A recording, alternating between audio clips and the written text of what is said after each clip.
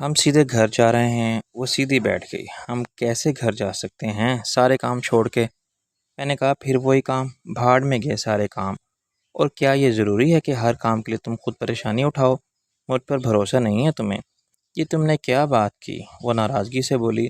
अभी तुमने एक मातहत को भरोसे के काबिल समझा और उसे सौंप दिए बहुत से काम। मैं क्या इससे भी गया गुजरा हूँ? मैंने भी नाराज़गी का जवाब नाराज़गी से दिया। तुम बिला वजह ऐसा समझ रहे हो, लड़ना चाहते हो मुझसे? मैंने कहा हाँ, अगर तुमने मेरी बात ना मानी तो लड़ाई ज़रूर होगी। हम अभी घर जाके खाना खाएंगे, मगर मुझे बिल्कुल भूख नहीं है। ना हो, मगर वो जो हमारा इंतज़ार कर रहे हैं, हम इनसे क्या फरमाइश करके आए थे? वो सब कुछ पका के बैठे होंगे। हमने कुछ ना खाया तो इनकी कितनी दिलशकनी होगी। खाने के बाद तुम वहीं आराम करोगी। जो काम तुम्हारे करने के हैं वो मैं भी कर सकता हूँ। वो शर्मिंदगी की फीकी सी हंसी के साथ बोली, ये तो मैं भी चाहती हूँ। तुम अब सुनो, मैंने कहा खाना ज़रूरी है, वरना तुम को घर ड्रॉप करके निकल जाता। मैं पहले जाऊँगा मी हॉस्पिटल, वहाँ देखूँगा कि चपरासे को पोस्टमार्टम रिपोर्ट बनी है या नहीं। 3 घंटे हो गए हैं इस बात को। मैंने कहा गरीब और लावारिस आदमी की लाश 3 दिन भी ऐसे ही पड़ी रहती है, ख़ुसूसन वो जो पुलिस के ज़रिए आती है। लवाहिकीन और वर्षा परेशान फिरते रहते हैं। पोस्टमार्टम में इतनी देर किस लिए? शादो, क्या तुम इस माशरे का हिस्सा नहीं हो? तुम्हें नहीं मालूम कि यहाँ कोई भी काम कानूनी जवाज़ या इस्तेहकाक की बुनियाद पर नहीं होता? काम होता है रिश्वत से या सिफारिश से। यानी ये काम भी, शादो ने बेयकीनी से कहा, ये काम भी। बेशक हर जगह ऐसा नहीं होगा, मगर ऐसा ही होता है। बाज़ औक़ात वारसों को इत्तला ही नहीं दी जाती, और ज़ाब्ते के मुताबिक 3 दिन में वारिस थाने और मुर्दा खानों की खाक छानते हुए अपनी किसी प्यारी की तलाश में इधर उधर भटकते रहते हैं। और अगर वहाँ ना पहुँचें तो लाश को लावारिस करार दे दी जाता है और मेडिकल के तलबा को चीर फाड़ के लिए भेज दी जाती है। इसके टुकड़े टुकड़े हो जाते हैं और ये टुकड़े कुछ अरसा एक कीमियाई महलूल के तालाब में पड़े रहते हैं। किसी का हाथ, किसी का पाँव, धड़ किसी का और सर किसी का। वो कांपने लगी। खुदा के लिए मत करो ऐसी बातें, ऐसा नहीं हो सकता। मैंने ये सब देखा नहीं, मगर किसी अखबार नवीस ने इस पर एक पूरा फीचर छाप दिया था। वो मैंने देखा था। इसमें तस्वीरें भी थीं। इसमें जिस्म के अज़ा इधर उधर बिखरे पड़े थे। बेकार हो जाने वाले अज़ा को जलाने के लिए एक भट्टी है। कुछ अधजले रह गए, इनकी तस्वीर अलग थी। इस पर तो बड़ा हंगामा हुआ होगा। यही तो कमाल है। इसकी अशात से कुछ भी नहीं हुआ। इंसान की लाश की हुर्मत, इसके एहतराम और इसके तकद्दुस की बातें करने वाले सब ने बेहिसी के चुप साध ली। कोई नहीं बोला, ना कोई मज़हब का ठेकेदार, ना इंसानियत का अलम बरदार। देखो, इन बेचारों को मज़ीद परेशानी ना हो। मैं ना गया तो होगी। हरामखोर गद जली लाश देने के लिए पैसे लेंगे। अगर इन्हें इत्तला न मिली तो मेरा काम ज़्यादा मुश्किल हो जाएगा। फिर मुझे डेड बॉडी के साथ घर भी जाना पड़ेगा। इस सूरत हाल का सामना भी करना पड़ेगा, जो इंतहाई तकलीफ़देह होती है। जब इंतज़ार करने वालों को ये इत्तला मिलती है कि मौत ने इन पर क्या जुल्म ढाया है, एक औरत के लिए बेवा और बच्चों के लिए यतीम होने की खबर को हकीकत समझ के कबूल करना कितना कठिन होता है। नासिर, क्या लाश को घर ले जाना ज़रूरी है इस हालत में? क्या मतलब, मैं खुद इसकी तदफीन करा दूँ? अच्छा है, अगर इसके घर वालों को वो लाश ना देखनी पड़े, वो सिर्फ़ एक कब्र देखें और रो धो के सब्र कर लें। अभी मैं क्या कह सकता हूँ? मुमकिन है वो पहले से हॉस्पिटल में मौजूद मिलें। इनके जज्बात फ़िलहाल कुछ और होंगे। वो चाहेंगे गुलबाज खान को फांसी हो। कुछ दिन बाद जब इन्हें सब्र आ जाएगा तो फिर बात करेंगे। कुछ देने दिलाने की, नकद मुआवजा और चपरासी की जगह किसी को मुलाजमत देने की बात करेंगे। हफ्ता 10 दिन में वो खुद समझ जाएंगे कि गुलबाज खान को फांसी तो क्या, जेल भी नहीं होगी। रात के 10:30 बजे मैंने गाड़ी को हीर क्लिनिक के सामने खड़ा किया। ऊपर से डॉक्टर रांझा ने झांक के देखा। इसने मुझे अंदाज़ा हुआ कि वो कितनी बेचैनी से हमारी वापसी के मुंतज़िर थे। अभी इन्हें कुछ बताने की ज़रूरत नहीं। मैंने कहा, शादो ने कहा, तुम ज़्यादा देर मत लगाना। देर तो होगी, मुझे पुलिस स्टेशन भी जाना होगा। वो किस लिए? मैं ज़रा गुलबाज खान से अकेले में बात करना चाहता हूँ। मासी हीर का मूड बहुत ख़राब था। अभी भी क्या ज़रूरत थी घर आने की? खाना तो खा लिया होगा किसी होटल में। हमारा कोई ख्याल है कि हम इंतज़ार में भूखे बैठे हैं? कोई टाइम होता है किसी चीज़ का? मासी, ये हो सकता है भला कि हम फरमाइश करके जाते और फिर खाना बाहर खा लेते। हाँ, कुछ देर हो गई। बड़ी मेहरबानी है तुम्हारी, जो हम गरीबों का इतना ख्याल किया। वो तन से बोली। देखो मासी, ये लड़ाई वाली बातें हैं। हमारे लिए तो तुम्हारी गर्मा गर्म गालियाँ भी बाहर के तंदूरी मुर्ग से ज़्यादा मज़ेदार हैं। चल बकवास मत कर। बातों से बेवकूफ़ बनाता है मुझे, जैसे रांझा बना रहा है। रात दिन पहले दिन से मैंने कहा, اور یار وہ تو رب نے جیسی شے بنا کے بھیج دی دنیا میں ویسی ہی ہے۔ اب الو کو اگر کوئی الو بنانا چاہے تو خود الو رانجھا ہنسنے لگا۔ ماسی اس سے لڑنے کھڑی ہوگی، کیا مطلب ہے آخر اس بات کا؟ میں پیدائشی بے وقوف ہوں؟ رانجھا نے اس کے سامنے ہاتھ جوڑے۔ اور نہیں بابا، تو بڑی سیانی ہے، سیانی نہ ہوتی تو یہ گوہر مقصود تیرے ہاتھ کیسے آتا؟ کھانا گرم کریں۔ وہ جاتے جاتے پھر رک گئی۔ یہ تو کس مقصود کی بات کر رہا ہے؟ رانجھے نے مجھے آنکھ ماری۔ مقصود وہی جو تیری گلی کے ٹکر پر رہتا تھا، بڑی آہیں بھرتا تھا تجھے دیکھ دیکھ کے، اور تو بھی کوٹھے پر ٹنگی رہتی تھی جب وہ پتنگ اڑاتا تھا۔ ہائے میں مر گئی۔ ماسی نے اپنے سینے پر ہاتھ مارا۔ رانجھے کچھ شرم حیا کر، اس عمر میں بچوں کے سامنے کیسا جھوٹا الزام لگا رہا ہے مجھ پر؟ یہ جھوٹ ہے، تو گئی نہیں تھی چوری چھپے اس کے ساتھ؟ کون سی فلم دیکھنے گئی تھی؟ کچھ سوچتے ہوئے بولا، ہاں ماہی منڈا اور فلم کا اتنا اثر ہوا تھا تجھ پہ کہ تو نے کہا تھا کہ اس سے کہہ کہ وہ مقصود چلیے دنیاوی اس نکرے۔ ماسی سمجھ گئی اور ہنسنے لگی۔ کیسا بے ایمان گپی ہے، کوئی اور سنے گا تو پتہ نہیں سچ سمجھے۔ یہ گانا تو بنا ہی ابھی ہے۔ شادو سیدھی اندر جا کے لیٹ گئی تھی۔ رانجھے نے اس پر کچھ تشویش کا اظہار کیا۔ خیر سے شادو کا جی خراب ہے، کیا بات ہے؟ ماسی نے کچن میں اسے ڈانٹا۔ شادو تو کیوں کہتا ہے؟ دی رانی بول دیا دلہن کا، اور جی تو خراب ہوتا ہے۔ میں بتا سکتی ہوں تجھے کہ بات کیا ہوگی؟ میں نے گھبرا کے کہا، خدا کے لیے ماسی، وہ واقعی بیمار ہے۔ وہ کچھ مایوس ہوئی۔ یعنی وہ بات نہیں، مگر یہ کیسے ہو سکتا ہے؟ کیا کیسے ہو سکتا ہے؟ اس کی صورت سے پتہ چلتا ہے تو بے شک شرط لگا لے۔ ماسی مسکرانے لگی۔ ڈاکٹر نے کو دکھانے گیا تھا، وہ تو بتا دے گی کہ وہ امید سے ہے۔ میرا دل ڈوبنے لگا۔ ایسا مت کہو ماسی۔ ماسی کا چہرہ حیرت کی تصویر بن گیا۔ ہاں تو پاگل ہو گیا ہے؟ ایسا کیوں نہ کہوں؟ خوشی سے کانپنے لگے یہ خبر سن کے جو پہلی بار باپ بنتے ہیں۔ اس وقت میں نے بات کو ٹال دیا، مگر یہ فکر میرے دل میں پھانس کی طرح چبھ گئی۔ ماسی کا اندازہ غلط بھی ہو سکتا تھا، مگر اس کے درست ہونے کا خیال انتہائی ڈراؤنا تھا۔ شادو کے پاس تو زندگی مہلت ہی بہت کم رہ گئی تھی۔ اس کے پاس وقت ہی نہیں تھا کہ وہ کسی زندگی کو وجود عطا کر سکے۔ شادو پہلے ہی کہہ چکی تھی کہ اسے بھوک نہیں ہے۔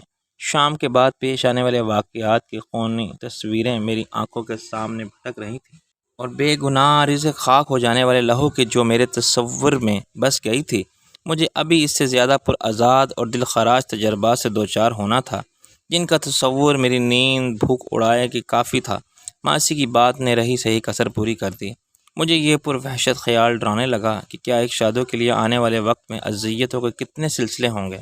وہ اپنے آپ پر جبر کے عذاب کا ایک لمبا سفر تھا، جو ندامتوں کے کانٹوں سے بھرے راستے اور اس نے دل کی ویرانی اور اکیلے پن کے ساتھ طے کیا تھا۔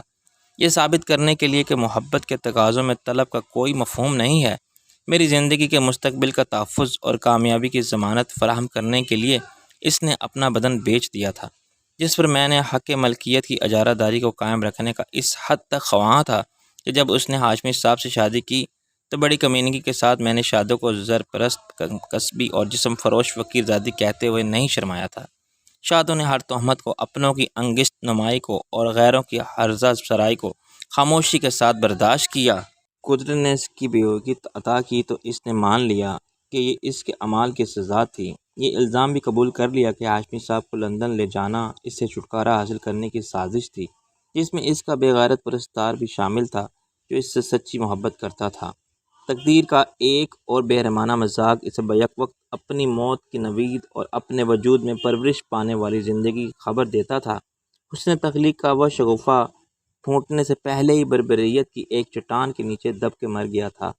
مامتا کا کومل جذبہ چھوٹے بڑے ملک کے شیطانی درندگی کی بھینٹ چڑھ گیا تھا۔ وہ مقدر کی ہر سزا کو قبول کر رہی تھی۔ وہ صعوبتوں کے صحرا کے اس آبلہ پا سفر کے بعد بالآخر وہ مجھ تک پہنچ گئی تھی۔ اس وقت جب اس کی اپنی زندگی کا سفر ختم ہو رہا تھا، اب کیا مرتے وقت وہ یہ غم بھی اپنے ساتھ لے جائے گی کہ جاتے ہوئے مجھے اپنی نشانی نہ دے سکی؟ کتنا صدمہ ہوگا اسے کہ دست عیب سے ان کی سزائے موت میں تھوڑے سے التوا کی اپیل بھی منظور نہیں کی، صرف اتنی کہ وہ ماں بن جائے ایک بار، اس زندگی کی تکمیل کر لے جس کا انحصار اس کے وجود پر ہے۔ خدا کرے کہ ایسا نہ ہو، ماں کے ساتھ بچے کو بھی دفن ہونے کی سزا نہ ملے۔ ماں سے ہیر نے بڑی محبت اور محنت سے کھانا بنایا تھا، مگر ہماری مجبوری کی شرکت اور عدم دلچسپی نے اسے بہت مایوس اور بدمزہ کیا۔ کہ تم کھانا کھا رہے ہو یا ٹائم پاس کر رہے ہو؟ اس نے کہا، کھانا کھا لیا ماسی، اتنی بھوک تھی۔ میں کیا جانتی نہیں تمہاری بھوک کو؟ وہ خفا ہو گئی۔ رات 11 بجے تک کچھ نہ کھایا ہو تو بندہ کیسے کھاتا ہے؟ میں نے کہا تمہاری قسم ماسی، ہم نے دوپہر کے بعد کچھ نہیں کھایا۔ پھر کیا بات ہے، تو بتا کڑی، میں نے شادو کی طرف سے جواب دیا۔ اس کی طبیعت تو شام سے ٹھیک نہیں ہے، یہ دفتر بھی بے ہوش ہو گئی تھی۔ ڈاکٹر رانجھا نے بڑے محتاط انداز میں پوچھا، برخوردار کس وجہ کے بغیر بے ہوش ہو جانا تو بڑا سنگین معاملہ ہے، تم نے مشورہ نہیں کیا ہے ابھی تک کسی ڈاکٹر سے؟ تو اب دیر مت کرو۔ ماسی ہیر نے مجھے ڈانٹنا شروع کیا، گاڑی لے کے پھرتے رہتے ہو ادھر ادھر، ذرا حالت دیکھ لڑکی کی۔ ڈاکٹر رانجھا نے سر ہلایا، خون کی بہت کمی محسوس ہوتی ہے، آنکھیں دیکھنے سے اندازہ ہو جاتا ہے، رنگ بھی پیلا پڑا ہوا ہے، ذرا نبض دکھا۔ رانجھے تو رہنے دے اپنی ڈاکٹری، گھر والوں کو بخش دے خدا کے لیے، باہر مار جتنے بندے مارنے ہیں۔ ماسی نے کہا، ہے نا عقل کے دشمن، اس کی گواہی پر تو مجھے پھانسی ہو جائے گی، بار کے بندے مارتا پھرتا ہے، تیرے گھر کا مارا ہے کوئی رانجھا گرم ہو گیا، اور سب مر گئے تھے پہلے ہی قسمت والے تھے۔ میں نے کہا مجھے ایک کام سے جانا ہے۔ ماسی نے چمک کے کہا، پھر جانا ہے تو آیا ہی کیوں تھا؟ نامراد کام کام کیے جاتا ہے، کام کا کچھ پتہ ہی نہیں چلتا۔ رانجھا پڑی بدل کے ماسی کا ہم خیال ہو گیا۔ یہ تو خیر مجھے بھی کچھ محسوس ہوتا ہے، کوئی بات چھپا رہے ہو تم۔ میں نے کہا وہ دراصل میرے اپنے مسائل ہیں اور کچھ شادوں کی طرف سے بھی پریشان ہے، ورنہ آپ سے کیا چھپانا۔ وہ یقیناً سمجھ گئے ہوں گے کہ میں نے انہیں مطمئن کرنے کے لیے یہ سب کہا ہے، مگر اس کے سوا میں کر بھی کیا سکتا ہوں؟ نہ انہیں یہ بتا سکتا تھا کہ شادوں کی بیماری کی نوعیت کیا ہے، اور نہ یہ کہ اس وقت میں کہاں جا رہا ہوں اور کیوں۔ شادو حالات کا مقابلہ بڑی بہادری سے کر رہی تھی، اور ابھی تک اس نے اپنی ذہنی، جسمانی اور اعصابی قوت کو ایک واضح نصب العین اور پروگرام کے مطابق بڑے ڈسپلن کے ساتھ اپنے کنٹرول میں رکھا تھا، جو میرے نزدیک انتہائی غیر معمولی بات تھی۔ اس نے بیماری کو زندگی کے توجہ طلب مسائل پر حاوی نہیں آنے دیا تھا، اور دنیاوی معاملات کی پریشانی کو بیماری پر اثر انداز نہیں ہونے دیا تھا۔ پہلے مجھے شک ضرور تھا کہ شادو کو اپنی بیماری کے نوعیت کا علم نہیں، وہ میرے ساتھ اپنی اداکاری سے وہی ڈرامہ کر رہی ہے جو میں اس کے ساتھ کر رہا ہوں۔ ہم ایک دوسرے کے ساتھ انجان بن کے خود اپنے آپ کو بیوقوف بنا رہے ہیں، لیکن اب میرا شک یقین میں بدل چکا تھا کہ شادو یقیناً اپنے انجام سے واقف ہے، اور ایک ناگزیر حقیقت اور ایک اور اعتراف نے ہی اسے اپنے آپ پر مکمل کنٹرول کی سپر ہیومن طاقت عطا کر دی ہے۔ یہ سمجھ لینے اور طے کر لینے کے بعد اب بس کے پاس کتنا وقت باقی ہے، اس نے کچھ مقاصد کے حصول کے لیے ایک ٹائم ٹیبل مرتب کر لیا ہے، اور اپنی ساری صلاحیت اور استطاعت کے ساتھ اس ٹائم فریم میں رہتے ہوئے سب کچھ کر رہی ہے۔ مثلاً اس نے طے کر لیا تھا کہ اسے مجھ سے شادی کرنی ہے، مجھ سے اپنی بیماری کو آخری وقت تک چھپانا ہے، مجھے وعدوں اور قسموں سے پابند کرنا ہے، میں اس کی ہر خواہش کو حکم سمجھتے ہوئے قبول کروں، اور ہر حکم کی تعمیل کو ایک مقدس فریضہ سمجھتے ہوئے اس سے کوئی سوال نہ کروں۔ اس کے بعد اپنا سب کچھ میرے حوالے کرنا ہے، پھر دنیا سے رخصت ہو جانا ہے۔ اب مجھے ایسا لگتا ہے کہ جیسے اس کے اور موت کے درمیان بالا ہی بالا کوئی معاہدہ ہو گیا تھا کہ جب تک میں اپنے مقاصد میں پوری طرح کامیاب نہیں ہوتا، اس وقت تک شادوں کو جینے کی مہلت عطا ہوتی رہے گی۔ اور چونکہ اس سے مجھے دست غیب کی تائید شامل حال تھی، اس لیے سب کچھ پروگرام کے عین مطابق ہو رہا تھا، اور موافق حالات خود بخود پیدا ہوتے جا رہے تھے۔ صرف ایک معاملے میں اسے ناکامی ہوئی تھی، وہ اپنی بیماری کو مجھ سے چھپا نہیں سکی تھی، لیکن اس سے شاید شادوں کو فرق نہیں پڑا تھا۔ یہ امکان اس کے ذہن میں ہوگا کہ بالفرض مجھے پتہ چل گیا کہ اس کی زندگی بہت محدود ہو گئی ہے، تو اسے بھی وہ نوشتہ تقدیر کی طرح ناگزیر سمجھتے ہوئے قبول کر لے گی، لیکن اپنے باقی پروگرام پر عمل درآمد جاری رکھے گی۔ جو ہے سو ہے، جو کرنا ہے سو کرنا ہے۔ اب اس وقت سے زیادہ عذاب میری جان تھی، میں اس سے کیسے ہوئے کہ وعدوں کی زنجیر میں جکڑا ہوا تھا، اور اس کی زندگی کی قسم کھا چکا تھا، اور محبت کے نام پر حلف اٹھا چکا تھا کہ اس کی ہر بات مانوں گا، اور اس کی کسی خواہش کو کسی عذر پر نہیں ٹالوں گا۔ یہ معلوم ہو جانے کے بعد کہ میرا اور اس کا ساتھ بہشتہ تھوڑا ہے، میں زیادہ مجبور اور بے بس ہو گیا تھا، اور وہ اپنی من مانی کرتی جا رہی تھی۔ آج مجھے ساری رومانی داستان محبت کی، ساری روایتی کہانیاں، عشق کے سارے نظریات و تصورات، وہ سب جو محبت کی عظمت و عشق کی افاقیت پر شاعروں نے لکھا اور ادیبوں نے فلمی کہانیوں میں ڈھالا، ان سب کی حیثیت مجھ سامنے کچھ بھی نہیں جو شادوں سے مجھے ملی تھی۔ محبت کے حسین جذبوں کو اپنی رفاقت کی خوبصورت یادوں کے ساتھ وہ مجھ پر تصور میں نہ آنے والے اور امکان کی حد سے باہر نظر آنے والے بے حساب احسانات کا ایک بار گراں چھوڑ گئی، اور ناقابل فہم قربانیوں سے اس نے میری نظر میں ایک ایسا عرفۂ مقام حاصل کر لیا جہاں میری نظر کی رسائی بھی شرمندگی کے ساتھ تھی۔ جس شادوں نے میرے جذباتی اور حقیقی خوشی کے سارے اعلیٰ ترین مقاصد کے حصول کو آسان اور ممکن بنایا، اور میرے لیے دنیاوی کامیابی کے ہر سفر کو منزل کی ضمانت فراہم کی، اور عزت، شہرت اور دولت کے خزانوں کے در کھولنے کے لیے مجھے لگن، ہمت اور یقین کی چابی فراہم کی۔ وہ شادو خود ایک بے حیثیت، بے نسب اور بے آسرا فقیر زادی تھی، جو دنیا سے گئی تو تہیں تہمت دست تہی دل تھی۔ میں اس رات شادو کو آرام کی تاکید کر کے نیچے اترا تو میرا دل بہت بوجھل تھا۔ میں محسوس کرتا تھا کہ مجھے آج رات شادو کے پاس ہونا چاہیے تھا۔ اس نے اپنے آپ کو خوف اور دہشت کے ہسٹریا سے بچائے رکھنے کے لیے بڑی زبردست جدوجہد کی تھی۔ ایک عام صحت مند عورت بھی ایسے لرزہ خیز قتل کا نظارہ اپنی آنکھوں سے کرتی جو چیخ مار کے بے ہوشی کی پناہ میں چلی جاتی، مگر شادو نے سب کچھ برداشت کیا تھا اور اپنے آپ کو کنٹرول میں رکھا تھا۔ وہ وقت گزر جانے کے بعد اس کے اعصاب کی شکست کے آثار نمایاں ہونے لگے تھے۔ اب اسے رفاقت اور سہارے کی ضرورت تھی، لیکن وہ تو مجبوریوں کے دباؤ میں تھی۔ اس میں اتنی ہمت نہ تھی کہ میرے ساتھ جا سکے۔ وہ مجھے روک بھی نہیں سکتی تھی۔ وہ بار بار یہی کہتی رہی کہ دیکھو، اپنا خیال رکھنا، جلدی آ جانا، میری فکر مت کرو، میں ٹھیک ہوں۔ لیکن مجھے معلوم تھا کہ وہ ٹھیک نہیں ہے۔ شادو کی عالی شان کار چلاتے ہوئے مجھے عجیب سا لگا۔ یہ ہاشمی صاحب کی وہی گاڑی تھی جس میں شادو کے ساتھ میں سہمے ہوئے مفرور مجرموں کی طرح بیٹھ کے کوٹ گئے تھے کہ اپنی ضمانت قبل از وقت گرفتاری کرا سکیں۔ پھر اس کار میں شادو دلہن بنی ہاشمی صاحب کے ساتھ گئی تھی۔ اس کار میں وہ مجھ سے ملنے اسپتال آئی تھی۔ اس میں ہمت نہ تھی کہ اوپر آتی۔ اس کے شوہر نے مجھے جو پھولوں کا گلدستہ پیش کیا تھا وہ میں نے کھڑکی سے باہر پھینک دیا تھا اور میں نے اسے نیچے کار میں بیٹھا ہوا دیکھا تھا تو اس نے سخت نفرت محسوس کی تھی۔ یہ کار اب میرے تصرف میں تھی۔ آدمی اس کی اپنی زندگی کے سوا کیا ہے؟ گھر کے مکین بدلتے رہتے ہیں، گھر وہی رہتا ہے۔ چپڑاسی کی ملازمت پر کل کوئی اور آ جائے گا، ممکن ہے کل یہ کار میری جگہ کوئی اور چلائے، پھر کوئی اور۔ کھمبے، سڑک، ٹریفک سگنل، ان کو کیا فرق پڑتا ہے؟ اور اس کے ساتھ ہی مجھے خیال آیا کہ ایک دن اور 2 دن نظر آنے کے باوجود کہیں قریب ہے جب شادو نہیں ہوگی۔ کیسا ہوگا وہ دن؟ میں نے ایک ڈرانے والی ویرانی کے سفاق اکیلے پن کو ہارٹ اٹیک کے درد کی طرح محسوس کرنے کی کوشش کی۔ پیچھے سے کسی گاڑی نے کئی بار لائٹس کا فلیش دیا۔ پھر میں نے ہارن کی آواز سنی اور مجھے غصہ آیا کہ سڑک خالی ہے تو پھر گزرنے والا گزر کیوں نہیں جاتا؟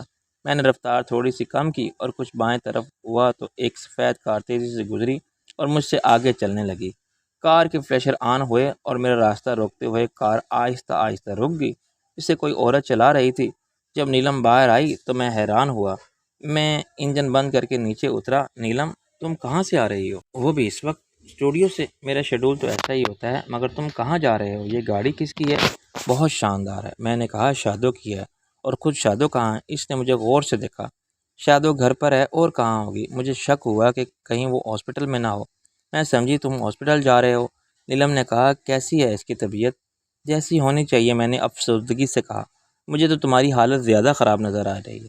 وہ تشویش سے بولی، کیا تمہیں اندازہ ہے کہ تمہاری رفتار کیا تھی؟ 2 بار تم بال بچے ہو حادثے سے۔ بچانے والے دوسرے تھے جنہوں نے گاڑی روک لی، ورنہ تم سگنل کی پرواہ کیے بغیر نکلے تھے۔ میں نے کہا اچھا، دراصل پہلے گاڑی بڑی چلائی نہیں نا، اسی لیے اندازہ نہیں ہوا رفتار کا۔ میں نے تو اتفاق سے دیکھ لیا جب تم نے مجھے اوورٹیک کیا، پھر مجھے سگنل پر گاڑی روکنی پڑی۔ بڑی مشکل سے پکڑا ہے تمہیں۔ سچ بتاؤ کیا بات ہے؟ تمہاری حالت تو ایسی ہو رہی ہے جیسے برسوں کی بیمار ہو۔ میں نے کہا ایسے ہی وہم ہے تمہارا، جھوٹ مت بولو۔ اچھا کہاں جا رہے ہو ادھر اکیلے؟ اس وقت تفصیل سے نہیں بتا سکتا، ایک ضروری کام ہے۔ تم یہ گاڑی ایک سائڈ پر پارک کر کے لاک کرو اور آ جاؤ میری گاڑی میں۔ نیلم نے کہا میں تمہارے ساتھ چلوں گی۔ نیلم پلیز تم اپنے گھر جاؤ، میں ٹھیک ہوں۔ میں نے چڑ کے کہا ہرگز نہیں، تم حادثہ کر بیٹھو گے کہیں، چلو میرے ساتھ۔ میں نے ایک گہری سانس لی۔ دیکھو نیلم، جہاں میں جا رہا ہوں وہاں تمہارا جانا کسی طرح بھی مناسب نہیں۔ میری بات میں وعدہ کرتا ہوں کہ محتاط رہوں گا۔ ہاں تم کچھ کرنا ہے تو شادو کے پاس چلی جاؤ، ویسے تو ماسی ہیر اور ڈاکٹر رانجھا ہیں اس کے ساتھ۔ لیکن کیا؟ اگر شادو کی طبیعت بگڑ گئی تو وہ کیا کریں گے؟ اس کو تمہاری کمپنی میں کچھ کنسلٹیشن ملے گی۔ وہ بہت اپسیٹ ہے، وہ جاگتی رہے گی اور پتہ نہیں کیا سوچ سوچ کے ڈرتی رہے گی۔ یا میرے خدا، ایسی کیا پریشانی لاحق ہو گئی ہے؟ بیک وقت تم دونوں کو لڑے تو نہیں ہو آپس میں؟ وہ خفا ہونے لگے۔ ایسی کوئی بات نہیں نیلم، جو بات ہے وہ شادو تمہیں بتا دے گی۔ ماسی ہیر کو نہیں بتائے گی؟ تم اس سے کہو گی کہ ناصر ملا تھا، اس نے بھیجا ہے تمہیں۔ نیلم مجھے پلک جھپکائے بغیر دیکھتی رہی۔ کیوں نہ میں اسے اپنے ساتھ اپنے گھر لے جاؤں؟ میں نے نفی سے سر ہلایا۔ وہ نہیں جائے گی، اس کی حالت ایسی نہیں ہے کہ پھر سیڑھیاں اترے، اور وہ بھی اجازت نہیں دیں گے اس کی۔ ہیر رانجھا اور دیکھو اسے مت بتانا کہ میں گاڑی احتیاط سے نہیں چلا رہا تھا۔ نہیں بتاؤں گی۔ نیلم نے سر ہلایا، مگر اب احتیاط کرنا اور جہاں بھی جا رہے ہو وہاں سے فون کر دینا ضرور۔ میں مسکرایا، فکر مت کرو، میں خیریت سے پہنچ جاؤں گا۔ وہ میری بات مطمئن سے نہیں ہوئی تھی۔ میں نے اسے آہستہ آہستہ اپنی گاڑی کی طرف جاتے دیکھا۔ اس کے پاس سے گزرتے ہوئے میں نے اسے ہاتھ ہلایا اور بیک وقت ویو میرر میں دیکھتا رہا۔ اس کی گاڑی کی ہیڈ لائٹس روشن ہوئیں، پھر گاڑی گھوم کے ایک یو ٹرن میں واپس ہو گئی۔ ہاسپٹل پہنچ کے میرا کیجویلٹی وارڈ میں سخت مصروف ڈاکٹر سے واسطہ پڑا۔ حادثات اور واردات کے زخمی اور مرنے والوں کے ہر کیس کے ساتھ بہت سے لوگ آتے ہیں، اور لواحقین، پولیس والے، مدد کرنے والے سب فوری توجہ مانگتے ہیں اور شور کرتے ہیں۔ میری بات کا جواب کون دیتا؟ کچھ دیر پہلے وہاں کسی چپراسی کی لاش آئی تھی جس کے سر میں گولی لگی تھی، وہ اب کہاں ہے؟ ایک ڈاکٹر نے جھنجھلا کے کہا، یار یہاں ہر 5 منٹ بعد کوئی کیس آتا ہے۔ دوسرے نے کہا، ہمیں کیا معلوم کون چپراسی ہے کون افسر؟ ایک اسسٹنٹ نے کہا، میڈیکو لیگل کیس ہے، MLO سے پوچھنا۔ صبح میں ڈاکٹروں کے کام میں حارج نہیں ہونا چاہتا۔ ایک ایمبولینس کے ڈرائیور کو فارغ دیکھ کے میں نے اس سے مدد لینے کا فیصلہ کیا۔ وہ یقیناً جانتا ہوگا پوسٹ مارٹم کیس کہاں ہوتے ہیں۔ وہ میرا خیال صحیح تھا۔ اس نے میری بات غور کرنے کے بعد مجھے مشورہ دیا کہ میں مردہ خانے میں جھانک لوں۔ میاں جی، پوسٹ مارٹم ہوگا تو صبح کے بعد، ابھی رات کے وقت کون سی ایمرجنسی ہے؟ وہ بولا، رپورٹ بھی کل ہی ملے گی۔ بہت جلدی ہے تمہیں؟ میں نے کہا، جلدی تو ہے، تو پھر میاں جی جتنی جلدی ہے اتنی گریز ڈالو۔ گریز ڈالنے سے پہیہ تیز چلتا ہے، اور یہ سرکاری پہیہ تو جام رہتا ہے، گریز نہ ہو تو۔ میں نے کہا، میں سمجھ گیا، مگر گریز کہاں ڈالوں؟ اس نے سوچ کے کہا، ایک بندہ ہے، مگر اس وقت نہیں، صبح ہی ملے گا، وہ بھی تاج نام ہے اس کا۔ مجھے مایوسی ہوئی، کیا اس وقت کوئی نہیں ملے گا؟ ملے گا، سابو ملے گا، کہیں ادھر ہی، وہ دکھا دے گا مردہ خانہ، اسے بھی دے دینا کچھ، ورنہ۔ اس نے بات کو عمدہ ادھورا چھوڑ دیا۔ ورنہ کیا ہوگا؟ کچھ بھی ہو سکتا ہے میاں جی، لاش ہی نہ ملے صبح تو پوسٹ مارٹم کس کا ہوگا؟ سابو؟ مجھے ایک برآمدے میں سوتا ملا۔ میں نے سابو کو 50 روپے دیے، جو اس کی توقع سے بہت زیادہ تھے۔ شاید یہ کام 10-20 روپے کا تھا۔ وہ فوراً اٹھ کھڑا ہوا اور دروازہ کھول دیا۔ پھر اس نے نوٹ جیب میں رکھا۔ لو جی، تسلی سے دیکھو، آپ اندر جب تک جی چاہے دیکھو، کوئی روکے تو مجھے بتا دینا۔ اوپر کمبل تان کے برآمدے میں سو گیا۔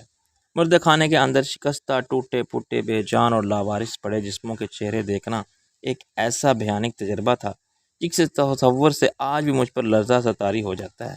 وہ کھلی آنکھوں والے خون میں لتھڑے ہوئے آدھے ادھورے نہ جانے کتنے مردے تھے۔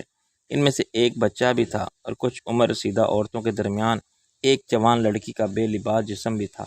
اندر ایک اعصاب شکن گھٹن اور بدبو تھی۔ مجھے چکر آنے لگے، اور مجھے ایسا لگتا تھا کہ کچھ دیر بعد اگر میں اور یہاں رہا تو میں انہی مردوں کے درمیان گر کے بے ہوش ہو جاؤں گا۔ چپراسی کی لاش وہاں نہیں تھی۔ میں ایک بار پھر سابو کو جگایا اور اس کی ناراضی سے بچنے کے لیے 50 کا ایک اور نوٹ آگے کر دیا۔ وہ میرے ساتھ چل پڑا۔ ایک بار پھر میں شعبہ حادثات میں پہنچا، مگر اب ایک رہنما میرے ساتھ تھا جسے شاید وہاں بلا روک ٹوک آنے جانے کے اختیارات حاصل تھے۔ اسی نے کسی سے کچھ کہا، پھر مجھے بتایا کہ یہ بندہ رجسٹر نکال کے دیکھ سکتا ہے، مگر میں نے اسے 100 کا نوٹ پیش کیا، کیونکہ وہ سابو کے مقابلے میں اتنا ہی معزز نظر آتا تھا جتنا چپراسی کے مقابلے میں کلرک ہوتا ہے۔ اس نے میری مشکل آسان کرتے ہوئے مجھے مزید مشکل میں ڈال دیا۔ چپراسی کی لاش وہاں لائی نہیں گئی تو پھر شاید میری صورت دیکھ کے اسے رحم آ گیا۔ اس نے مجھے بلا معاوضہ ایک مشورہ دیا کہ فلاں ہاسپٹل جانے سے پہلے تھانے والوں سے پوچھ لوں، ورنہ میری ساری رات مردہ خانے پھر رلتے گزر جائے گی۔ مجھے صرف تھانے دار کا نام معلوم تھا۔ شعبہ حادثات کے باہر پولیس والوں کے نام سن کے غور کیا جائے۔ واردات کا پتہ پوچھا، اور پھر کہاں ہے؟ میں فلاں تھانے کے ڈیوٹی افسر سے پوچھ لوں۔ فلاں تھانے کے ڈیوٹی افسر نے تصدیق کی، اس کا نام سب انسپکٹر تو ہوتا ہے یہاں، مگر اس کی ڈیوٹی 8 بجے ختم ہو چکی ہے۔ وہ مجھے اس کے گھر کا فون نمبر دینے پر تیار نہیں ہوا۔ کیوں بھائی، آخر تو ہے کون؟ DIG کا سالہ بھی آدھی رات وقت انچارج صاحب کو نہیں جگا سکتا؟ میں نے کہا، سالہ نہ صحیح، DIG تو جگا سکتا ہے۔ کیا میں ان سے بات کروں؟ وہ میرے سگے ماموں ہیں۔ ڈیوٹی افسر کے لہجے میں بتا دیا کہ وہ متاثر نہیں ہوا۔ آپ کس کی تڑی دے رہے ہو مجھے؟ ہمت ہے تو ادھر آ کے بات کرو۔ مجھے اس DIG کا نام یاد تھا جس کے ساتھ اس پر میری تصویر اتار دی گئی تھی۔ یہ تصویرات اخبارات میں شائع ہوئی تھیں۔ اس نے مجھے وہ پھول پیش کر رہا تھا جس نے مجھے انسپکٹر بشیر چودھری کی جان بچائی تھی۔ DIG اس کارنامے کی خبر سن کے ایک تیر سے 2 شکار کرنے آیا تھا۔ اس نے اپنے محکمے کے ایک افسر کی عیادت کی، اور پھر پبلک میں اپنا امیج بنانے کے لیے میرے پاس پریس فوٹوگرافر کے ساتھ آ گیا۔ سب کی موجودگی میں DIG نے مجھ سے یہ بھی کہا تھا کہ کسی کام کے سلسلے میں وقت لیے بغیر اس سے مل سکتا ہوں۔ یہ الگ بات ہے کہ اب شاید وہ مجھے پہچاننے سے بھی قاصر رہتا یا ملنے سے بھی انکار کر دیتا۔ DIG کا نام لیتے ہی ڈیوٹی افسر کا لہجہ اور رویہ بدل گیا۔ نام کیا ہے تمہارا؟ میں ان سے معلوم کرتا ہوں۔ کیا واقعی تم جگا سکتے ہو اس وقت DIG صاحب کو؟ ایسا کرو، انسپکٹر بشیر چودھری کے گھر فون کرو اور اسے جگا کے پوچھو کہ ناصر عظیم کیا واقعی DIG کا بھانجا ہے؟ وہ آپ کے کون ہے؟ ڈیوٹی افسر کی بھری بھری آواز آئی۔ کیوں ہمت جواب دے گئی؟ تم تو DIG صاحب سے تصدیق کرنے والے تھے، ایک انسپکٹر سے نہیں پوچھ سکتے؟ وہ چچا ہیں میرے، نام لکھ لو، صبح پوچھ لینا، اور اب مجھے انچارج کے گھر کا نمبر بتا دو۔ ظاہر ہے اس کے بعد مجھے نمبر مل گیا۔ میری بات سنتے ہی نیند سے جاگنے والا انچارج گرم ہو گیا۔ تمہارا دماغ خراب ہے، میں نے کہا۔ کیا تم نشے میں ہو؟ میں ناصر عظیم ہاشمی اینڈ کمپنی کے آفس سے بول رہا ہوں۔ شاید تم نہیں جانتے کہ DIG سے میرا کیا رشتہ ہے۔ یار ہوگا رشتہ، مجھے کیا؟ وہ بیزاری سے بولا۔ مجھے کیوں جگایا ہے؟ اس چپراسی کی لاش کہاں ہے جسے گلباز خان کے قتل کیا تھا؟ اب یہ مت پوچھنا کہ کون چپراسی اور کون گلباز خان، تمہارا بہت مالی نقصان ہو جائے گا۔ تم نے ایک لیگل فرم کے آفس میں بیٹھ کے سودا کیا تھا اور ہم کچا کام نہیں کرتے۔ میں نے اطمینان سے انگریزی میں کہا۔ وہ سنبھل گیا۔ لاش ہم نے بھجوا دی تھی، ہماری ایمبولینس خراب تھی، ایک خیراتی ادارے والے لے گئے تھے۔ دیکھو جب انسپکٹر عسکر علی، مجھے لگتا ہے کہ اس کیس میں صبح تمہاری پیٹی اتر جائے گی۔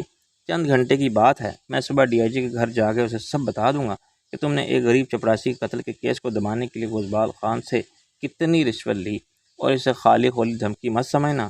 پوچھو انسپکٹر بشیر چودھری سے، اسی وقت میں ایسا کر سکتا ہوں یا نہیں۔ وہ کسیانی ہنسی ہنسا۔ یار آخر معاملہ کیا ہے؟ تم اس چپراسی کی لاش کے چکر میں کیوں پڑ گئے ہو؟ مجھے لاش چاہیے اور پوسٹ مارٹم رپورٹ چاہیے۔